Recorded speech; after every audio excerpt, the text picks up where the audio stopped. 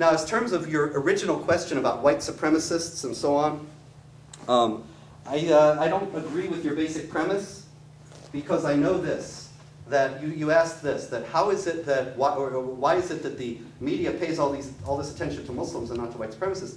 The media doesn't pay any attention to Muslims, and I'll tell you how I mean that. I track this every day. I have a website, Jihad Watch, jihadwatch.org, and I put up every day news stories that I get from the wires about jihad activity. And in every one, I'm doing this for 6.5 years now, every day of my life for 6.5 years, over 20,000 posts there. And so I just have seen almost every news story about terror activity since 2003. And they don't say Muslims. They don't say Islam. They say insurgents. They say militants. They say radicals. They don't talk about Muslims and Islam. And I tell you why. I found this out. Recently it came to light. A friend of mine wrote an article about the Society for Professional Journalists. And they have guidelines. And the Society for Professional Journalists guidelines actually tells people, don't talk about Islam and Muslims in terms of terrorist activity.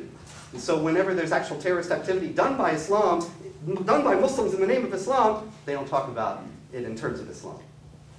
And so I don't find, usually it only comes out when somebody like Abdul Hakim Muhammad in Arkansas, he says this was a jihad attack when he shot the two Marines out in front of the recruiting station.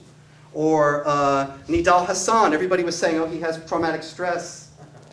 Until he said, it came to light that he was shouting Allahu Akbar, and he said that, that this was a jihad for Islam. He was very clear in his PowerPoint before he did it, that this kind of thing is going to happen if Muslims are made to fight other Muslims in the military, because to kill another Muslim is forbidden in the Quran. And so it's only when it becomes clear from their statements that the Society for Professional Journalists, that journalists in general, will mention this aspect of it. Otherwise, they go to any other theory in the world. Now, in terms of white supremacists, I think that white supremacists are evil and ought to be opposed.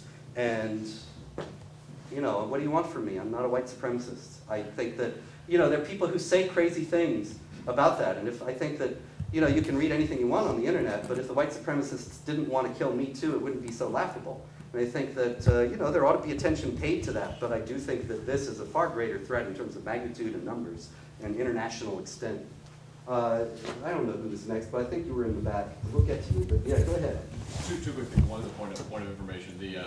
Based on a previous career before law school, the AP style guide actually says not to reference anyone's religion or ethnicity or or background unless it is pertinent to the story. So that's actually just a point of order. Yeah, but see, the problem is that even when it's pertinent to the story, they don't mention it.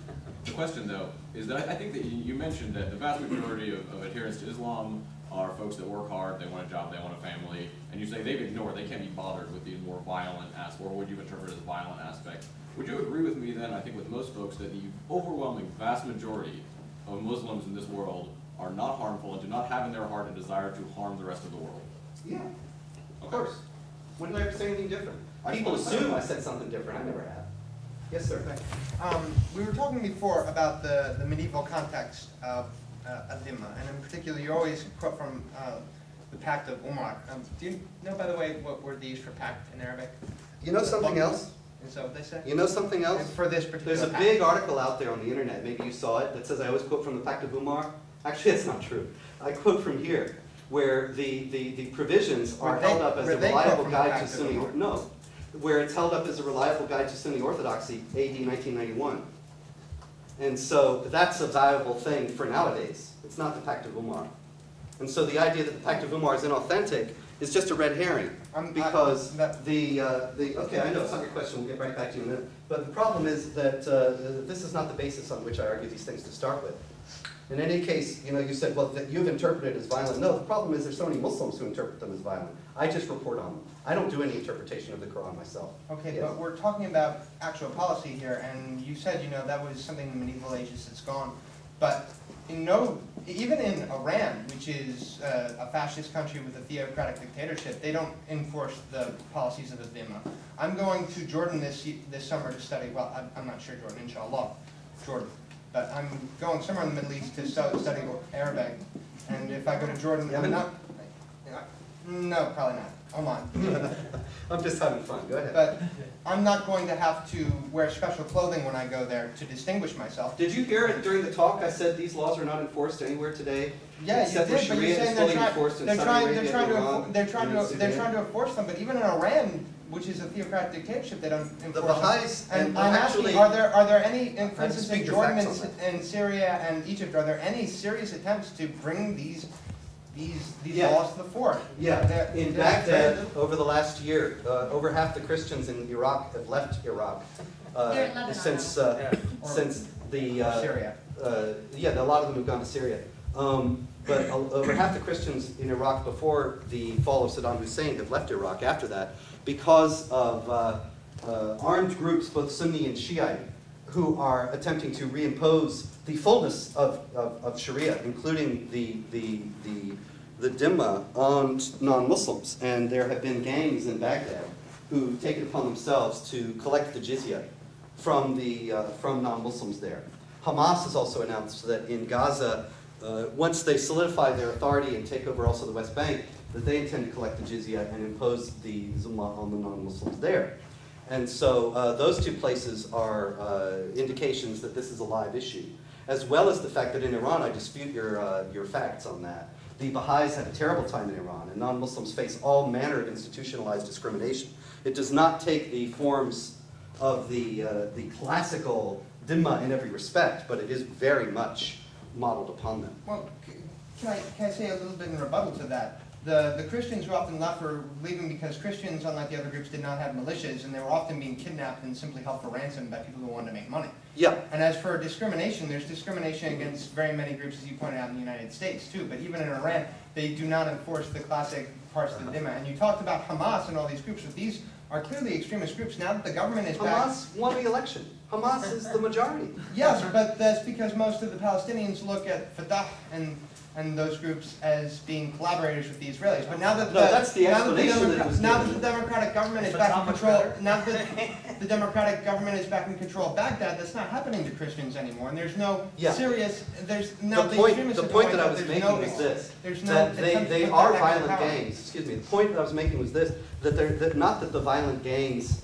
are doing it in some sort of a juridically correct way. Actually, under Islamic law, they have no authority to collect it themselves. This is something that the state ought to do.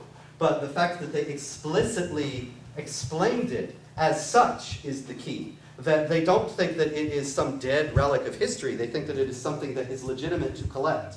Also, there are imams in Europe who have, actually there was an imam caught on tape in Norway who said that in lieu of the payment of the jizya, since it was not practical at this time, it was lawful to steal from non-Muslims in Norway. And that was a big incident in the Norwegian press a few years back. But the point is that he also was assuming that the jizya was a live issue. It was something that was still something that one day it would be implemented. But you can't collect. And as far as discrimination goes, hold on. As far as discrimination goes, when you say, well, yeah, there's discrimination in Iran, but there's discrimination in America. Okay, go live there. I see people trying to get into America. I don't see people trying to get into Iran. Maybe you can go. I'm sure you'd be very happy. But in any case, hold on. I wasn't finished with the answer, though. The thing is that there's one thing that we need to say about these tu quoque arguments. Tu quoque is a term from logic, which you should all study. And it means, well, you're doing it too. You know, like, it's like your mom. You know, Atkinson was talking about his mom a lot. So I'll say, when your mother says, you know, if Billy jumps in the fire, does that mean you have to jump in the fire too? Well, no, obviously, because we don't play tu quoque fallacies. The idea that somebody else is doing something means that it's okay for somebody over here to do it. That's illogical. It does not follow. Christianity may be the most evil religion in the world. The United States may be the most evil polity in the world. But none of that says anything about Islam and jihad and Islamic supremacism. Nothing.